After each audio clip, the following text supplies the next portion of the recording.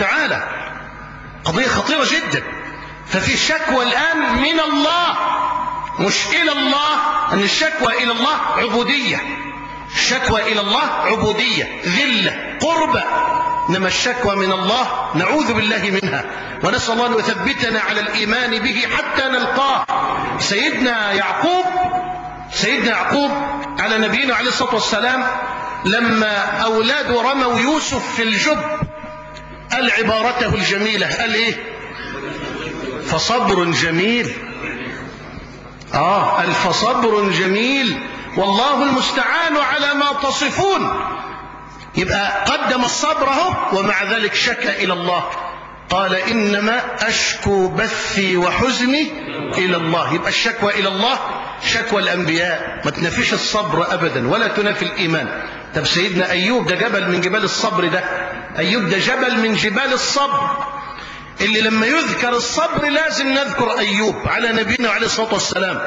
ومع ذلك رب العزة أثنى عليه بالصبر، قال نعم العبد إنه أواب إنا وجدناه صابرا. الأول إنا وجدناه صابرا، خلي بالك دي شهادة رب العزة لأيوب، إنا وجدناه صابرا نعم العبد إنه أواب. اللهم ارزقنا الصبر يا رب، اللهم ارزقنا الصبر على الطاعة، وارزقنا الصبر عن المعصية، وارزقنا الصبر على البلاء.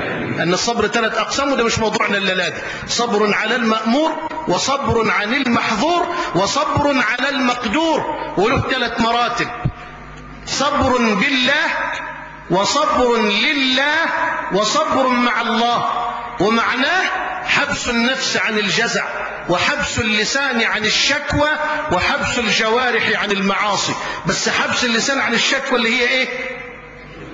من الله، من الله. فرب العزة يقول إنا وجدناه صابرا نعم العبد إنه أواب. ومع ذلك اشتكى أيوب إلى العزيز الوهاب، قال وأيوب إذ نادى ربه أني مسني الضر. يا سلام على أدب الأنبياء، ده خلي بالك ده أولاده كلهم ماتوا، وماله كله ضاع، وابتلي بمرض أقعده في الفراش. الكلام الفاضل اللي احنا بنسمعه على بعض المنابر وفي بعض الإذاعات يقول لك إن أيوب اتملى دود، وكل ما دودة تقع منه لا وده صح برضه، تعالي هنا وطلعها تاني يحطها في حتة في جسمه. ايه الكلام الفاضي ده؟ يا تهريج والله العظيم، تهريج. وقال على المنبر كلام في غاية الخطورة. فمرة بقدر الله كنت في يوم جمعة على سفر،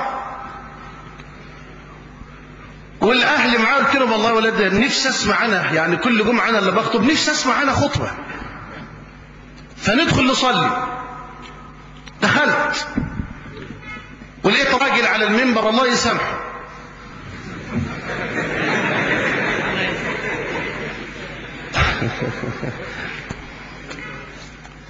لولا اني خشيت ان اعمل فتنه كنت قلت له يا اخي انزل اتق الله، والله فتنه تبقى فتنه، وربنا يرزقنا الفقه.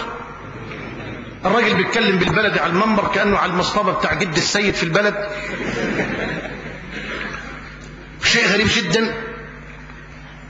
ويقول لك ايه، خلي بالك في ناس يقول لك بدعوى ان الناس ما بتفهمش العربيه، والله العظيم باطل من ابطل الباطل. فيه اعظم وابلغ من القران. مين فينا يا اخواننا اللي بيسمع القرآن ما بيفهمش القرآن؟ كلنا يفهم القرآن. صحيح فيه آيات تحتاج إلى تفصيل وتفسير من أهل العلم، لكن في الجملة رب العزة يقول ولقد يسرنا القرآن للذكر فهل من مدكر. إنما الدعوة للنزول العامية الضحلة دي بدعوة أن الناس لا تفهم، هذه دعوة يغني بطلانها عن إبطالها، ويغني فسادها عن إفسادها. فالشيخ واقف على المنبر بقى بيتكلم زي ما انا حاول كده، بقول لهم يا اولاد، والله والله ايوه يا اشرف، دوبه على دوبه تذبح الارض مخطوبه. ماشي يا اشرف، ربنا يبارك فيك يا اشرف، صلاه على النبي عليه الصلاه والسلام. فقلت انتوا عارفين يا اولاد لما عثمان اتقتل، يقصد عثمان بن عفان رضي الله عنه، معاوية بعت لنيلة معاوية بن أبي سفيان رضي الله عنه بعت لنائلة وهي زوج عثمان رضي الله عنها، نائلة الصابرة، فبقول معاوية بعت لنيلة. ايه النيلة دي؟ وقال لها يا نيلة انت عارفة ان كان لي رغبة لك قبل ما عثمان يتجوزك. طب بالله عليك ده كلام يتقال على المنبر؟ وهو عثمان اتقتل وانا عاوزك. قالت له ايه اللي عجبك فيه يا معاوية؟ قال لها عيونك. قالت له استنى عليا شوي، ودخلت جوه خلعت عينيها وحطتهم على طبق وطلعت لمعاوية. انا ما اعرفش طلعت ازاي من غير عيون، مش عارف دي. سبحان الله، ده الحته دي من عند انا مش بتاعته. ما انا هقول لك اهو. وطلعت حط عين على طبق وقالت له يا معاوية. قال لها نعم. قالت له يا عيوني ايه؟ قال لي انت غاوي الجمال، روح القبر وتطلع تلاقي الجمال بقى رمم والعظم متخلع. رواه احمد مجاهد.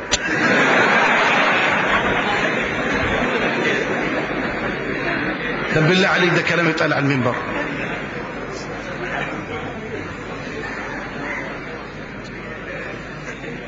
طيب نرجع للدعاء. فالنبي عليه الصلاة والسلام يقول من لم يسأل الله يغضب عليه. وكنا في الشكوى قلنا الشكوى إلى الله دي ما تنفيش الصبر. سيدنا أيوب، وأيوب إذ نادى ربه أني مسني الضر وأنت أرحم الراحمين. ما قالش أهلكني الضر، ذبحني الضر، قتلني الضر، لا، مسني الضر، مع إنه في يعني هلاك شديد. لكن مسألة الدود ده كلام باطل لا أصل له أبدا. فمن لم يسأل الله يغضب عليه.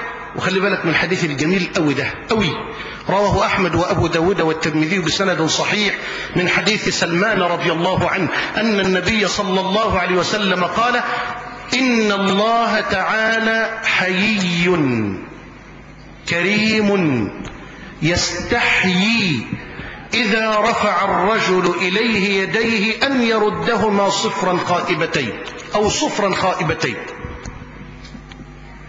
يا الله، الله عز وجل يستحي من عبده والعبد لا يستحي منه سبحانه. وفي الصحيحين من حديث أبي موسى الأشعري، أبو موسى رضوان الله عليه يقول كنا مع النبي صلى الله عليه وسلم في سفر فجعل الناس يجهرون بالتكبير، يعني يرفعوا أصواتهم بالتكبير. فالنبي عليه الصلاة والسلام قال أيها الناس اربعوا على أنفسكم، بالراحة شوي، لا تشقوا على أنفسكم، اربعوا على أنفسكم، إنكم لا تدعون أصم ولا غائبا، إنكم تدعون سميعا بصيرا وهو معكم والذي تدعونه أقرب إلى أحدكم من عنق راحلته. أبو موسى الأشعري يقول وأنا خلف النبي أقول في نفسي لا حول ولا قوة إلا بالله، لا حول ولا قوة إلا بالله. قال فنادى علي رسول الله وقال يا عبد الله بن قيس، بينادي على أبي موسى الأشعري يا عبد الله بن قيس. قال لبيك يا رسول الله. قال ألا أدلك على كنز من كنوز الجنة؟ قلت بلى. قال لا حول ولا قوة إلا بالله. ما تصلي على الصادق. كنوز الجنة؟ قلت بلى. قال لا حول ولا قوة إلا بالله. ما تصلي على الصادق. إنكم لا تدعون أصم ولا غائبة، من عبارات الصديق الجميلة لما النبي عليه الصلاة والسلام سمعه يصلي الليل بصوت منخفض فبقول له يعني لما لا ترفع صوتك يا أبا بكر؟ فقال قد أسمعت من ناجيت يا رسول الله. السلام على الصدق والفقه. قد أسمعت من ناجيت يا رسول الله. إنكم لا تدعون أصم ولا غائبة، إنكم تدعون سميعا بصيرا. سيدة عائشة تقول تبارك من وسع سمعه الأصوات. جاءته المجادلة تشكو إليه في جانب الحجرة وأنا لا أسمع كثيرا من كلامها فسمع الله قولها من فوق 7 سماوات. قد سمع الله قول التي تجادلك في زوجها وتشتكي إلى الله والله يسمع تحاوركما إن الله سميع بصير. سميع يسمع دبيب النملة السوداء تحت الصخرة الصماء في الليلة الظلماء. بصير لا يعزب عن علمه شيء في الأرض ولا في السماء سبحانه وتعالى. ففضل الدعاء أيها الأحبة عظيم وجليل وكبير.